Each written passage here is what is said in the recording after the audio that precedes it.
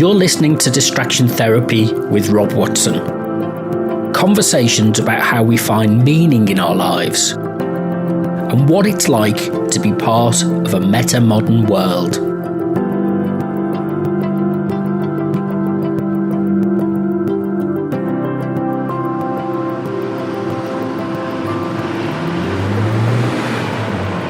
Hello, it's Friday the 26th of November and it's a grey, murky day here in Evington in Leicester. I'm Rob Watson and I'm joined today by Helen Pettman, who's the editor of the Evington Echo. And Helen's going to show us around and we're going to talk about the Echo and Friends of Evington and what you do and how you got into it. Yes. Yeah? Yeah. Okay. Which direction are we going to go in first? We'll look at this notice for a minute because you notice that we've had some input into designing our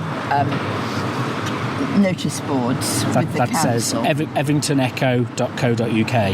Yes, and we had some input into what pictures and what we wanted on this design. So, I mean, that was one of the pictures we supplied, for example.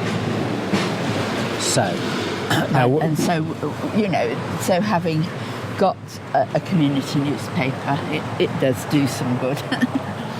So tell us, how did the Echo start? And how did you get involved? It started 40 years ago when a community tutor and a librarian decided it would be nice for the Evington to have a community newspaper, which is what they called it then. It's more a magazine, really. And so they put some notices around a few houses and called a meeting. Oh, hello, Howard. How are you doing? Yeah, thank you, fine. Somebody called you available? Yes. For a riot. Pardon? For chaos. Oh, yes, it should be good, yes. Yes. Your dog looks very tame and nice now. She's having lessons and she's actually picking up some of... Oh, good. When she's not too excited, and then it's all out the window. Look after yourself. Yeah. Right. So it was a newspaper stroke magazine? Yes, it's a newspaper stroke magazine. They called a meeting, and at the meeting they found that the tutor and the librarian weren't there, so they were about to say, bye-bye, we can't do this, nobody knows anything about doing any newspapers or anything. And then a lady called Betty Best said, hold on a minute, maybe we can do something. And it was remarkable that they came up with the first issue, which came out in June 1981, and they'd actually said that the purpose of the magazine, right there on the first edition, that has actually gone on for 40 years.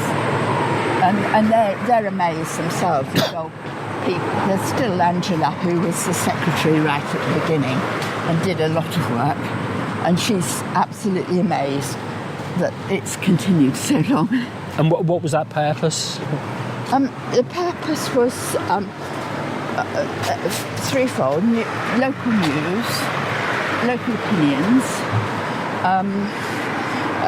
clubs and societies, and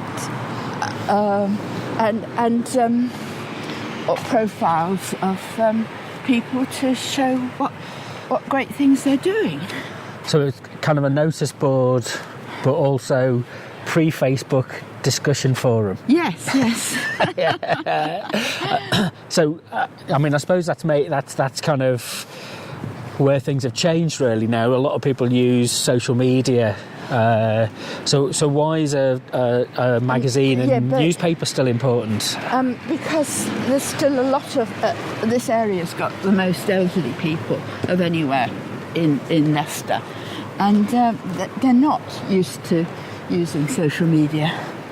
So they actually rely on a magazine coming through. And now, because social media is so vast, and you can't always find local news in it anyway, it still serves a purpose. It went through a stage when you thought, well, the internet's going to destroy this, but now I don't think it will.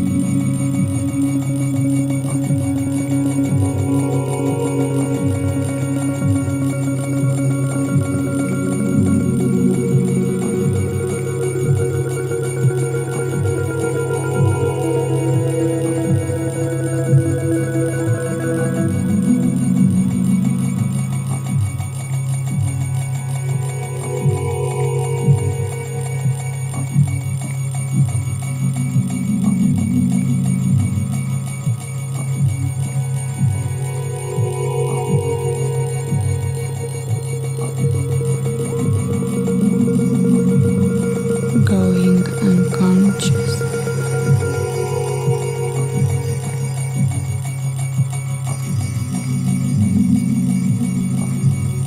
Trembling.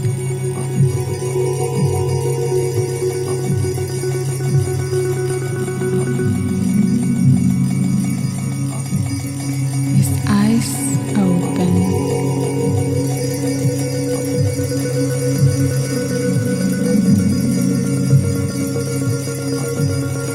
I see you.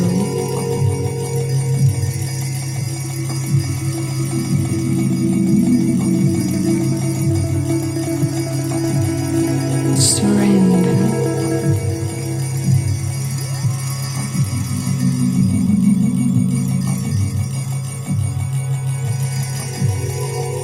Surrender.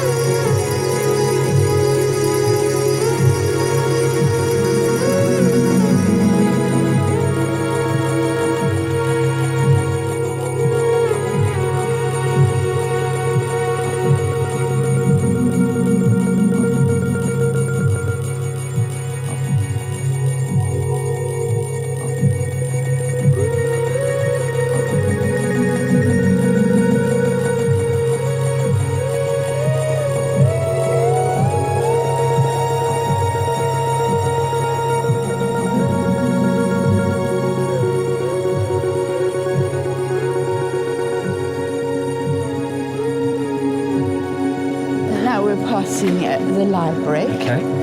which we have had a meeting to discuss So, a community working with the librarians, but we haven't got, it just takes forever for the council to actually do anything. so this is on the common. I didn't know there was a name of a road here. Well, yes, because it used to be common land. Ah. And what they did was they said, I'll tell you what we'll do. Well, because we want to put a road and take over the common land, we'll give you Evington Village Green. And that can be your space instead. But they haven't. But it's not a village green as such. No. So what is it? Well, it's like a bit like a mini park, but without as much facilities as you'd expect in a main park. Right. and we've had to campaign like mad to get play facilities there. So just describe a bit more about Evington for us. What's good? What's unique about? Well, it's not unique because there are about 6 little former villages are on the outskirts of the city, Evington just being one of them.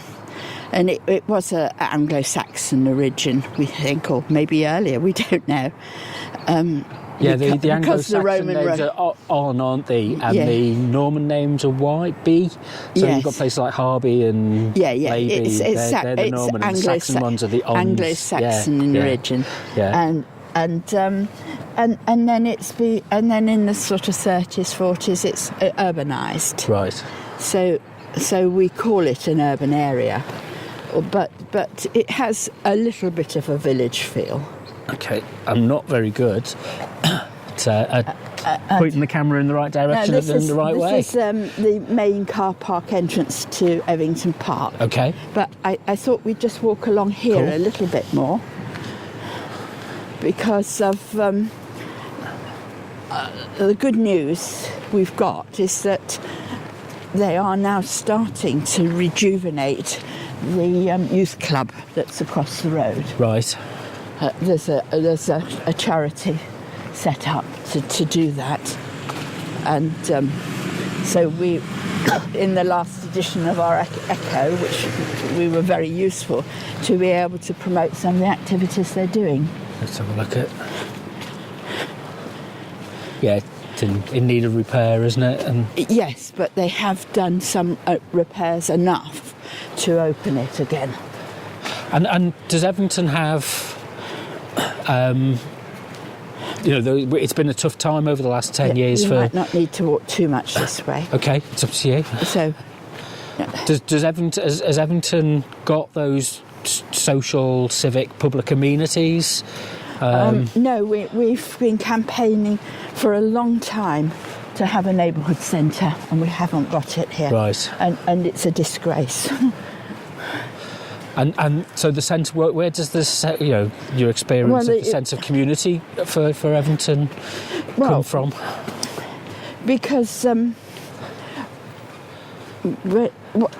we do loads of things as a community. We have lots of groups that meet and have always met, and we've had 2 full pages of groups in the Evington Echo saying what they're doing and where they are. And telling people on a regular basis that they meet and what they get up to, what the special events are. We have got a village hall that is run by a trust. Do you want to just walk into the park a bit?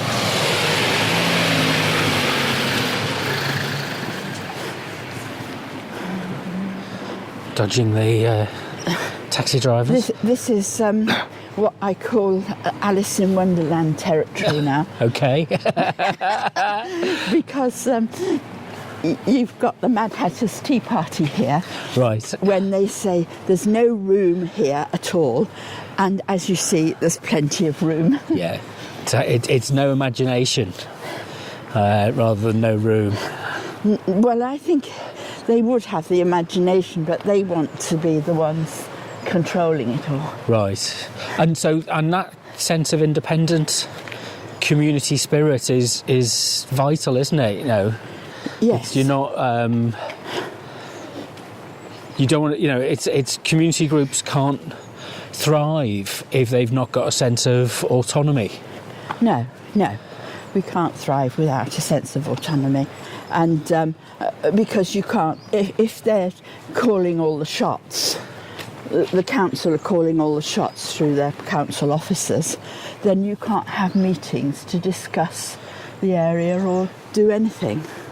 It's quite a big park, isn't it? 42 acres. I think it's 42 acres. And it's like many parks now. There's a lot more rewilding takes place in the park, isn't there? And yes, they've been doing that.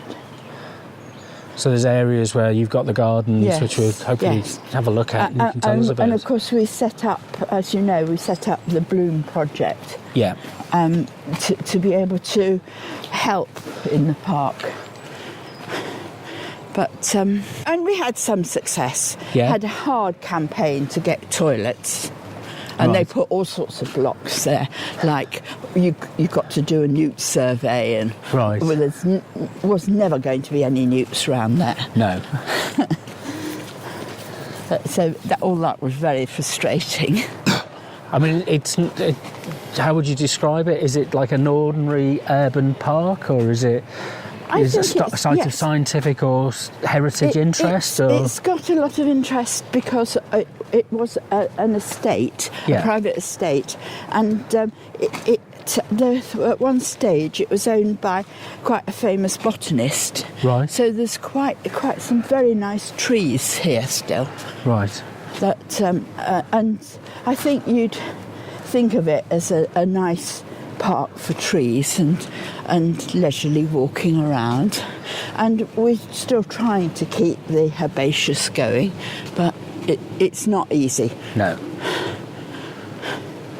They've got they started to move forward better with the bowling green now.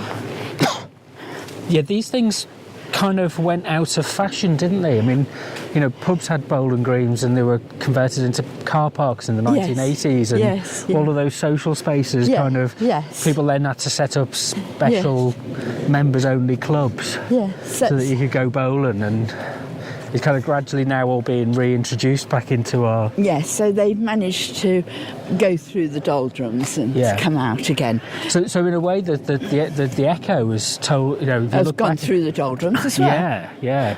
But it kind of, I suppose you can look at it and see how our sense of community has changed over those 40 years. Yeah, it's changed, and yet now it gives me goosebumps to think we're actually doing the same thing as actually happened in the first edition.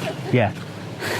So describe that to us. What is it you're doing now that they did then? And Well, we're saying what we're about quite clearly, and we're still saying what's going on in the local area in terms of clubs and societies.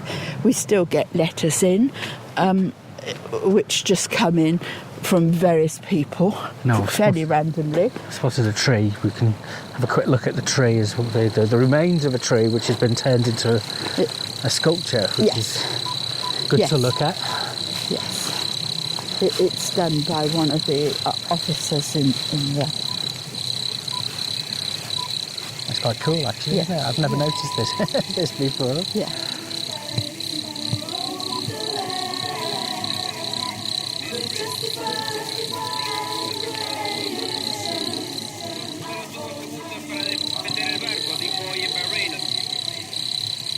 Solo tuvo segundos para defender el barco, dijo hoy en Bahrein el capitán del Stark, comandante Glenn Brendo. Dijo, fue alcanzado no por un...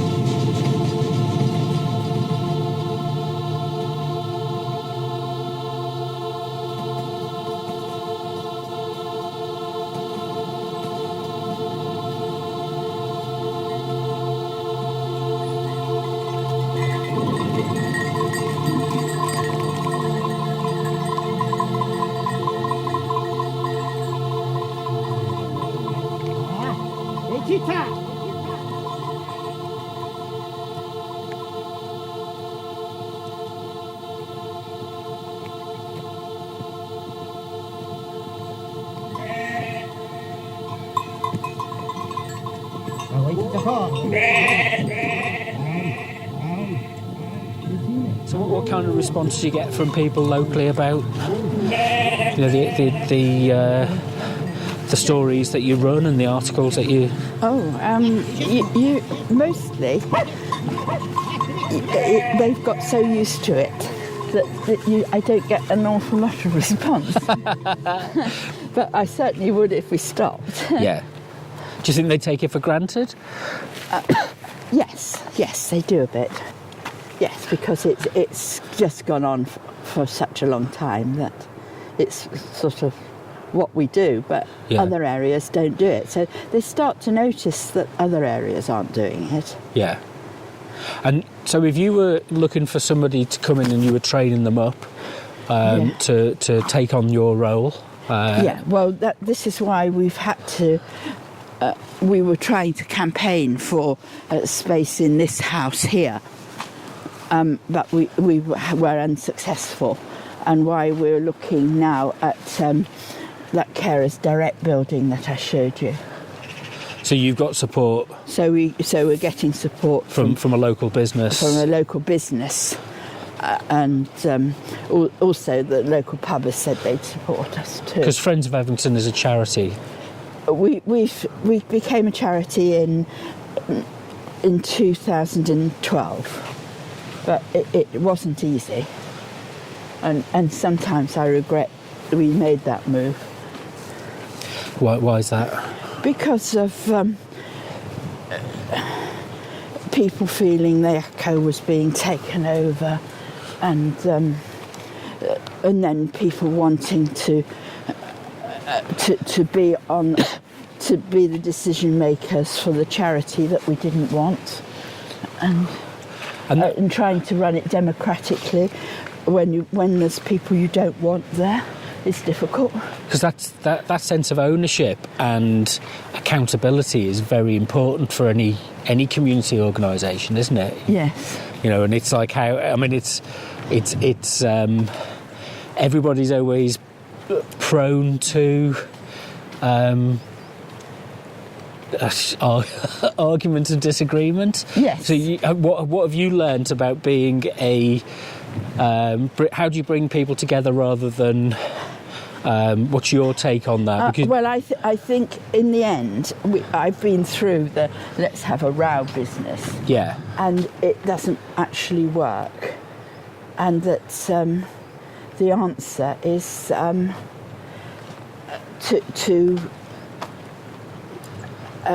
to sideline the people you don't want, really. Right. In a nice way. As nicely as you can. And quietly as you can. And just don't work with them. So you have to work out why and how people are motivated to volunteer and or particularly if they belong to a different organisation and want to expand their organisation, then the Echo's quite useful to them. And you don't want them taking it over. So you're there to promote the interests of... yes. Rather than somebody else? Yes, we've changed it into more of an environmental newspaper now, more that focus. So what had a bit before, but not so much as it does now. And how's that going? How's that? Oh, well, there was this COP22. I was able to get some really good reports on what the schools were doing, and how they, and so our campaign is a little bit to try and persuade schools to teach children about the environment and all the issues involved, but to do it in a practical way and definitely have a school garden. No, I'm just following you, and we've just walked through part of the garden. Yes, so do you want to go double back and you can tell me a bit about it? Well, this was a garden that we did take on to to manage. But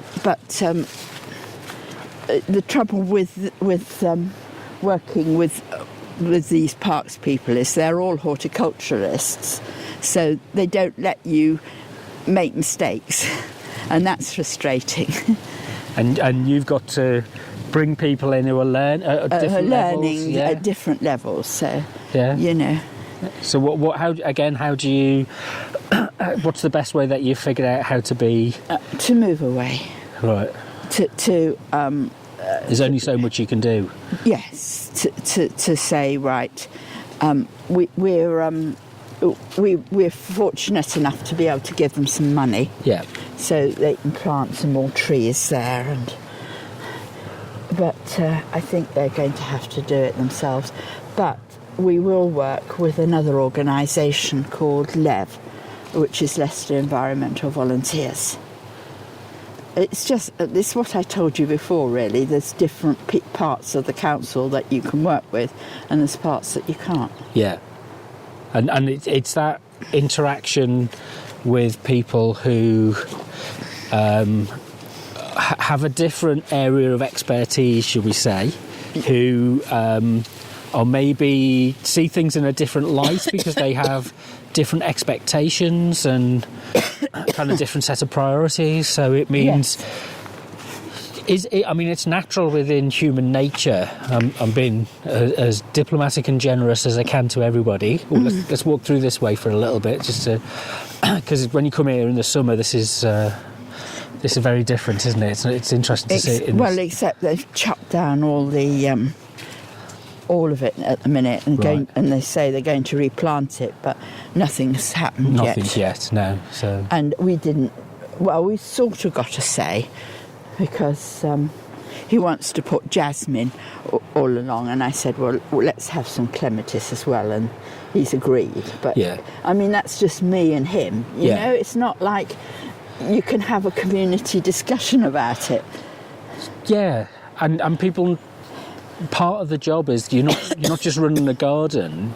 It's community. It's bringing people together. Yes. So it can't be autocratic. No, and that's the issues that we've got. Yeah, because we've chatted before about the idea of leadership, and where people how you lead in a community, which is sometimes about letting people get on with it. Yes, and making mistakes and saying, well, would you like to do this bit and how would you like to do it? And it might not then fit in with the rest of the garden. You know? Right, but then could that be seen as being, Helen's empire, autocratic, do it as I want it doing? Yes, that is also the issue.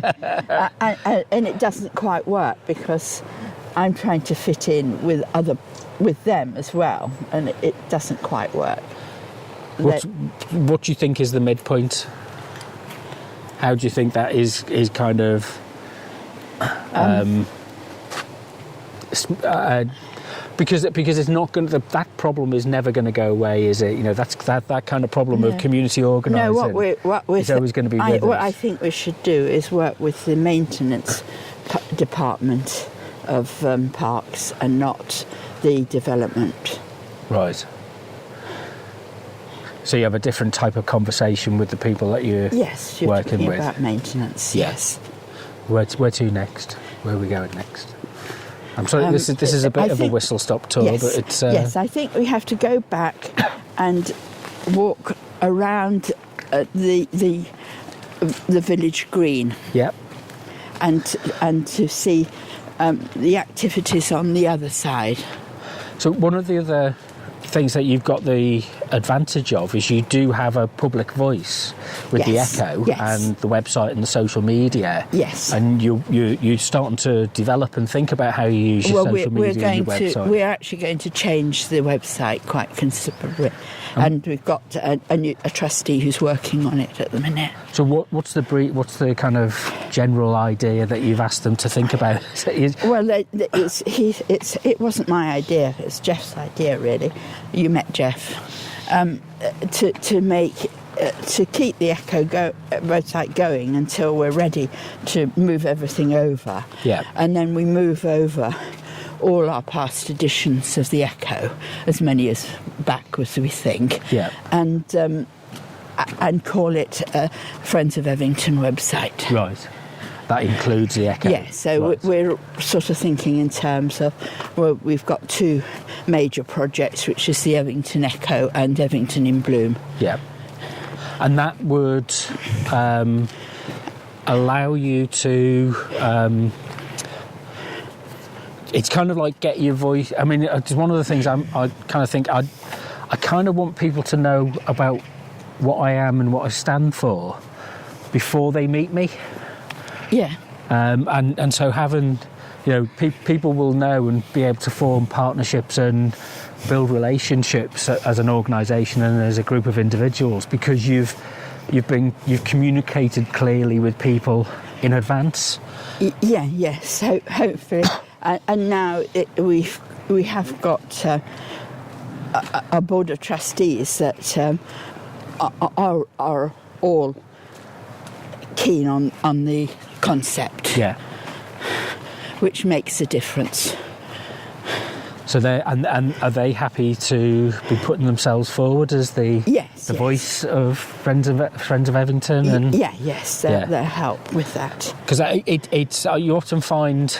But you can have some people come onto a board and say, "Oh no, I don't want to be on I don't want my photograph taken and shared." I mean, 4 of us are keen on the environmental side, right? And just the other 2 are keen on the reporting side. So we need to build up the reporting side a bit more. But we feel if we move and have a space and we can then train people, we can build the reporting side up better. And because the challenge is we know what we've got to change about the way that we live, in terms of our carbon and the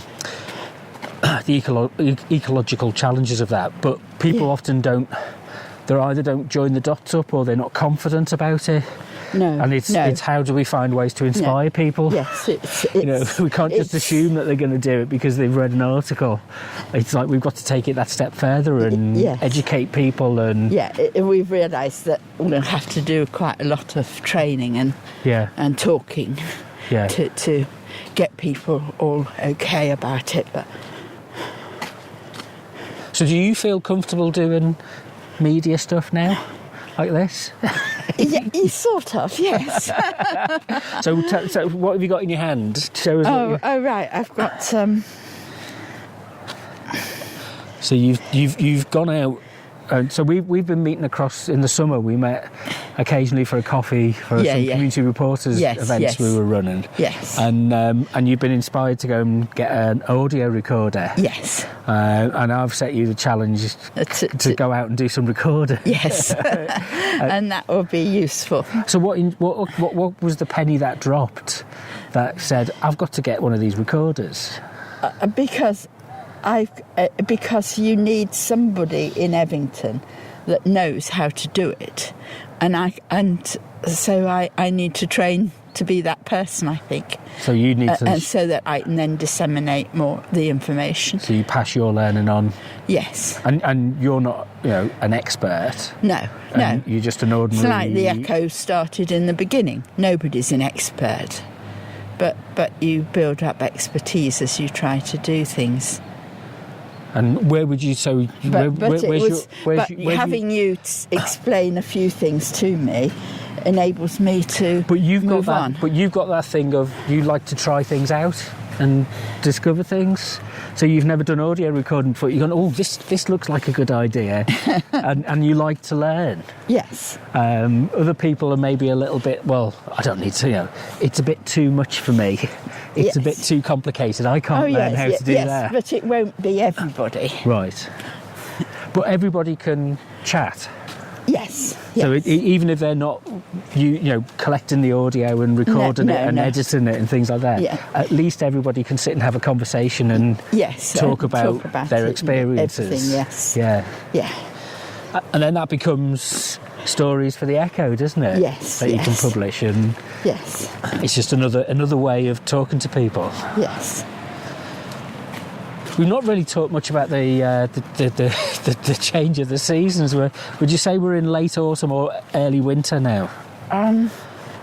very late autumn, because I think... Oh, no, it's winter after the 21st of November. Ah, right, okay. So, Yeah. yeah, the heating's been on in my house now for the last couple of evenings. Yes, so it's getting darker every night, isn't it? And I've had a shift of change recently, which is my partner has to now start work at 6 a.m. Oh, dear. or 6:30. You just have to think it's 7:30, really. Well, yeah, so I said, no, I'll get up with you at 5 a.m. Oh, gosh. And I actually really like it. But I've got to be asleep by 10 p.m. Oh, yes, yes. And it's like, normally I can't stand November, December, January, February because it's so dark. Yes. But I've found the last couple of days, actually, having been able to kind of sit and have your coffee, answer some emails, do some reading, jot some notes down or something, and then the light starts to kind of appear about 7:30, 8 a.m. Yeah. And then I kind of came out this morning to get the bus to come up to Evington. Yeah. And it's like, oh, well, I actually feel as if I'm making use of the day. Yes. Yeah. Very good. Yeah. But it's when you're in a city, you sometimes don't kind of feel that the seasons change in the same way No. as when you're living in the country. Yeah.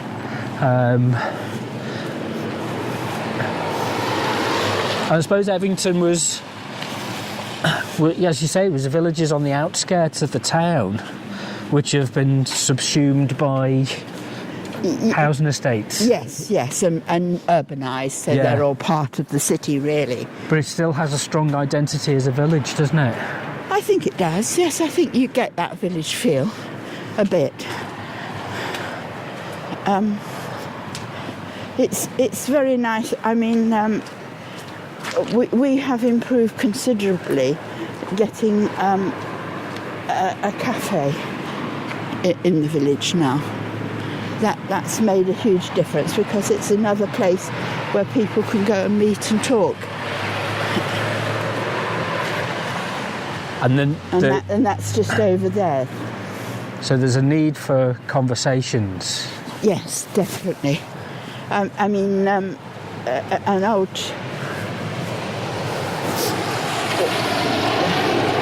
There's one of the former trustees, when we first started, was very keen on TEDx and actually went over to Vancouver and trained for Leicester TEDx, which we've now got. Wow. So you have a TEDx in Evington? No, I wanted that, and I said to him all the time, we must get local TEDx groups going. Yeah. But by that stage, he'd handed it over to other people who wanted it more a big event thing. So I don't know. We're a bit far away because it's on the other side of the road. Yes. But so that's the cafe over there. So.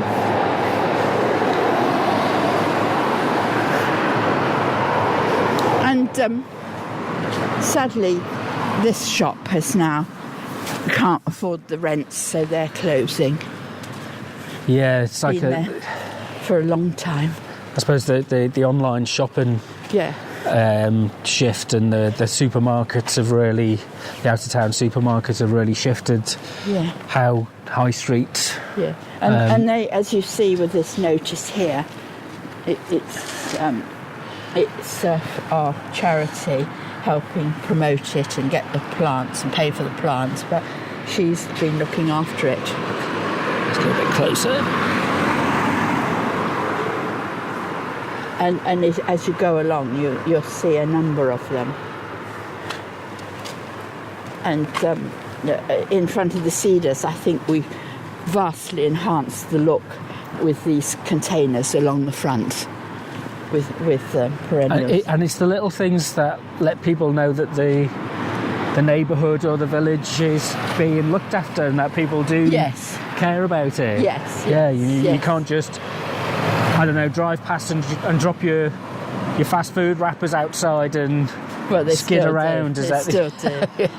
We've got a very high proportion of schools in this area too, so there is quite a lot of litter dropped. Right.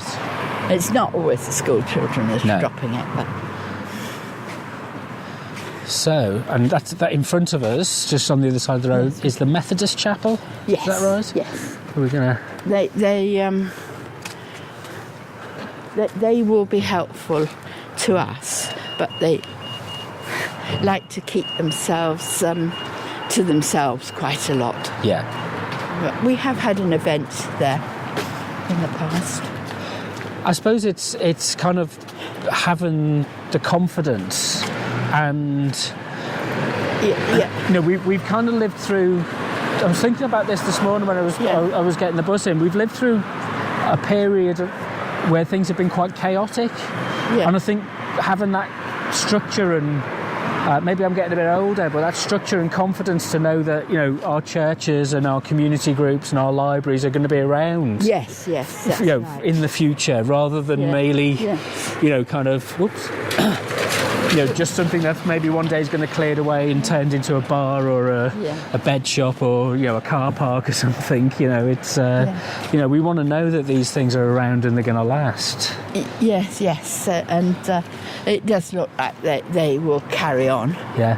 And we do open and take people around there for our Heritage Open Days, but that's just once a year at the minute. So this is High Street, and it used to be full of little cottages like the one straight ahead. Right. Morning.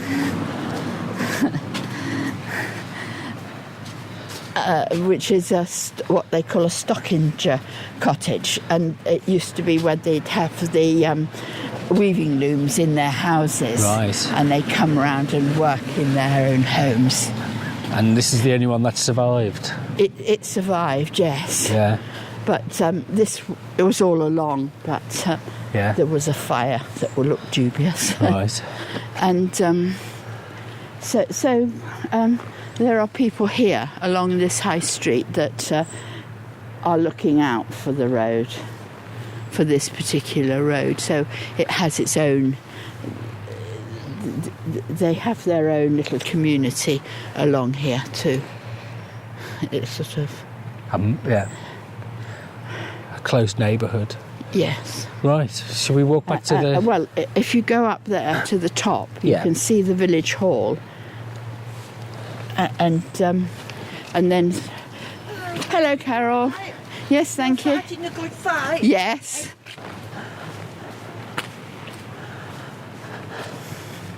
So this is where they do a bit of gardening in the streets and things. And they have up there they have their own community set up with a little garden they look after. Yeah.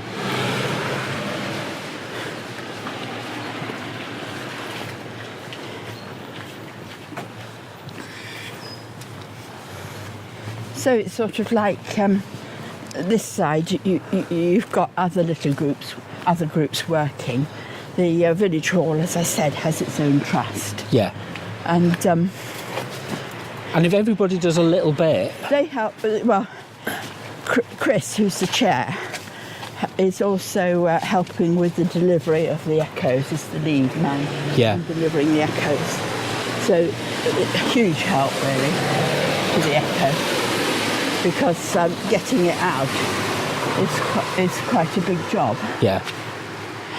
And now, this time, for the next edition, looks like we've got enough deliverers. Right. Which is a very good move. So they've had a lovely garden there, but the council said that they were encroaching on the footpath, so they've had to take it all down and start again. Gosh. Wow. And then just further down here, we've got another community around the local church, which has been here for at least 800 years and was probably of Saxon origin. Yeah. So it's quite a beautiful church. We wanted, there's been, it took 9 years of campaigning to get this little pull in here.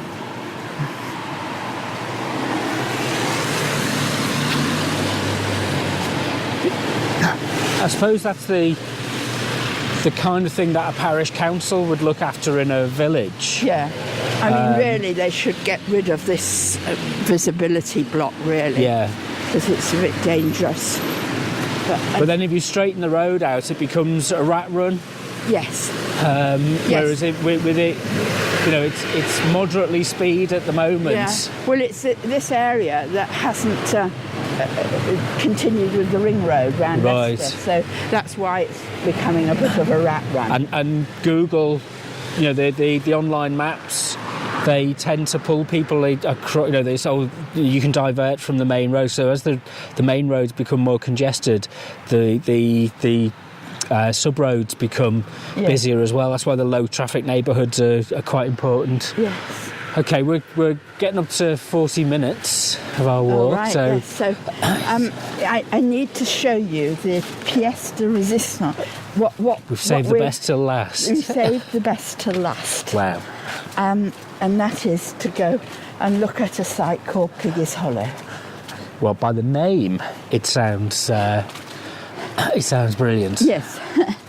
Well, the name has come from a Victorian farmer who used to farm here with his pigs, and he used to smear the sides of the moat because it was a medieval moated site. Yeah. And this is probably not totally accurate, but is a reconstruction of what it might have looked like in medieval times.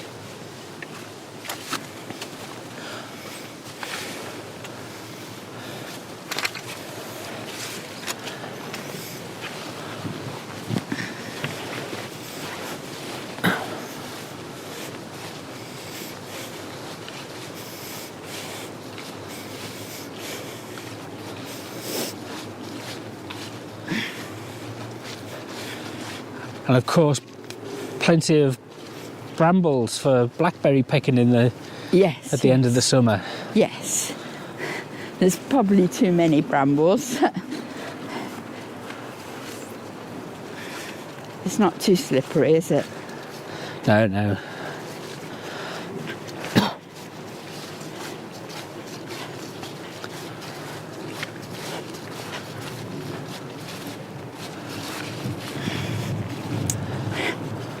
And there you can see the moated site. You can see the moat, and it goes all the way round. It's quite a big area. And Chris keeps mown some of the platform, and he's been very sensible. He's one of our members too, and he has worked with the conservation people, and so he doesn't really talk to the parks development. So it's keeping it as lively with variety of flora and fauna. Try and get as much flora and fauna in as possible. But I think there's a bit of joining up to do still here. Yeah. With what we can do with working with Leicester Environmental Volunteers. But because we're all a bit fearful about partnerships at the minute. Yeah, so we need to communicate better so that we're not as fearful. Yes. Right. Yes. So where we took a long time of campaigning to get that notice up, to tell people a bit about what it's about. Let's finish off by having a look on that. We can go back through the churchyard.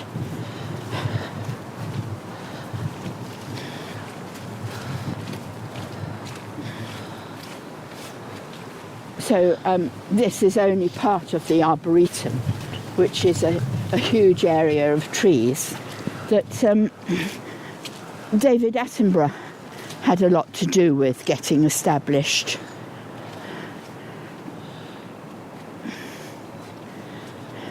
Because, as you know, the Attenboroughs have lived round here in this area, went to the local scout groups, and so he's had quite a big input in getting the Arboretum going, and it's got a huge variety of trees in there. Cool. Right, where can people get in contact with you? What, through... Through the website address for the Echo? No, well, they can use that, or they, at the minute, and we'll let them know later how to change that. Okay, well, I'll put the... And can you remember what your Instagram and Twitter feed is? No, I'm not using that very much. I think they just have to email. I'll put the link in the notes for the thing, yes, yeah. But yes. just Google search for Evington Echo Leicester, and anything about the Echo is going to come up, isn't it? Yes, so, yes, do yes. it that way. Okay. Yes. Helen, it's been great. Thank you very much. Thank you. And we'll do it again in the spring. Yeah. Look forward. I didn't know there was so much here in Evington, so it's... No, it is a surprise. Yeah. I mean, they've called this area the big secret of Evington. Well, when people have seen this, it won't be such a secret anymore. Well, I don't know. We've had various articles about it. In the end, Chris, who's an archaeologist, really, wants the university to actually do a dig. Yeah. So we actually know where the...